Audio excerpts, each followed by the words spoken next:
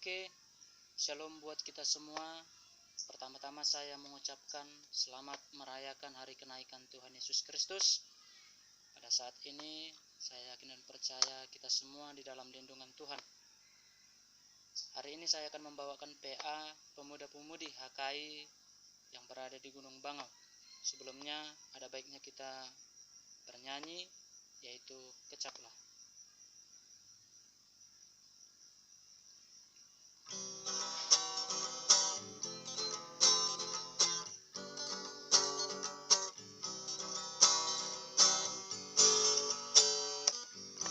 Kecaplah dan lihatlah betapa baiknya Tuhan. Rasakan dan nikmati kasih setia Tuhan. Kasih setia Tuhan. Syukur bagimu Tuhan. Segala hormat bagimu Tuhan. Allah yang mengasihiku, Allah yang memeliharaku selamanya.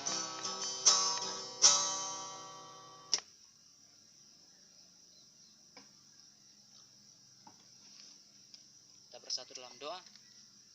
Ya Allah Bapa kami yang di sorga, terima kasih Tuhan buat segala berkat penyertaan Tuhan sampai pada saat ini Tuhan. Tuhan, pada saat ini kami akan memulai PA kami Tuhan. Berkati Tuhan hamba-Mu yang akan membawakan PA ini Tuhan, agar kami Tuhan boleh mendengar dan melakukannya di dalam kehidupan kami. Terima kasih Tuhan, dalam nama Tuhan Yesus kami berdoa, amin. Saudaraku yang dikasihi Tuhan, nats PA kita pada hari ini tertulis di dalam 1 Yohanes 4 ayat yang ke-7 sampai ayat yang ke-12. Saya akan membacakannya di sini, yaitu dengan judul perikop Allah adalah kasih. Saudara-saudaraku yang kekasih, marilah kita saling mengasihi, sebab kasih itu berasal dari Allah. Dan setiap orang yang mengasihi lahir dari Allah dan mengenal Allah. Barang siapa tidak mengasihi, ia tidak mengenal Allah, sebab Allah adalah kasih. Dalam inilah kasih Allah dinyatakan di tengah-tengah kita, yaitu bahwa Allah telah mengutus anak-anaknya yang tunggal ke dalam dunia, supaya kita hidup olehnya.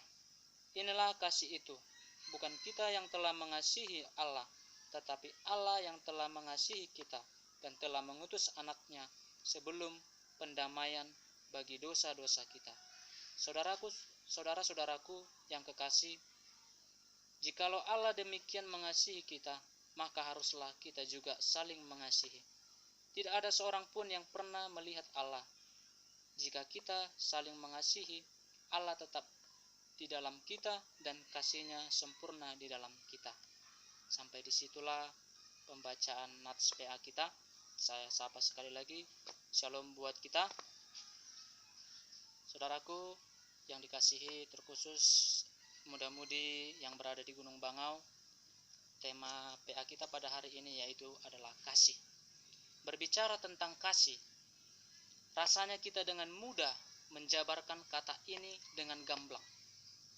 Bahkan kata ini mudah untuk kita ucapkan. Kenapa? Terkadang kita memang, kalau kita menyukai seseorang, kita mengungkapkan kasih kepada dia. Aku mengasihimu, aku mencintaimu. Itulah kasih yang ada di dalam diri manusia diungkapkan kepada seseorang. Tapi pertanyaannya, apakah kita juga mengasihi Allah sama seperti kita mengungkapkan kasih itu kepada manusia? Saudaraku yang dikasihi Tuhan, bahkan kata ini mudah untuk kita ucapkan, sekalipun memang harus kita akui memang sulit untuk melakukannya. Kasih adalah sebuah kata yang sederhana, tetapi kalau kita melakukannya, sangat besar manfaat dan dampaknya di dalam kehidupan kita. Tentu kita juga sadar bahwa kasih adalah ajaran yang paling utama di dalam kekristenan, karena Tuhan mengajarkan kasih itu. Kristus bahkan memperlihatkan pola hidup kasih melalui kesaksian Alkitab yang ada pada kita. Itu sebabnya kita sebagai pemuda-pemudi HK yang ada di Gunung Bangau juga dituntut pada saat ini untuk memiliki karakter kasih yang sama seperti Allah yang adalah kasih.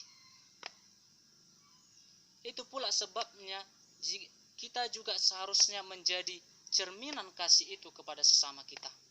Jadi, kalau kita ingin mengasihi Allah, terlebih dahulu kita harus mengasihi sesama kita. Mengasihi diri sendiri, baru kita mengasihi Allah. Kalau kita tidak mengasihi diri kita, atau kita tidak mengasihi saudara kita, kita tidak bisa mengasihi Allah. Itu namanya kasih pura-pura. Saudaraku yang terkasih dalam nama Tuhan Yesus Kristus, hubungan kita dengan Tuhan sangat dipengaruhi oleh hubungan kita dengan orang lain. Kenapa? Seperti yang saya katakan tadi, kalau kita ingin mengasihi Tuhan, terlebih dahulu kita harus mengasihi diri kita dan orang lain. Kalau kita berkomitmen untuk mengasihi dan tetap mengasihi orang lain, maka kasih yang kita punya menyatu dengan kasih Tuhan. Mengenal kasih berarti dia adalah mengenal Tuhan. Kalau kita mengasihi berarti kita mengenal Tuhan. Berarti kalau kita tidak mengasihi berarti kita bukan mengenal orang Tuhan. Karena apa? Karena Tuhan dialah adalah kasih itu.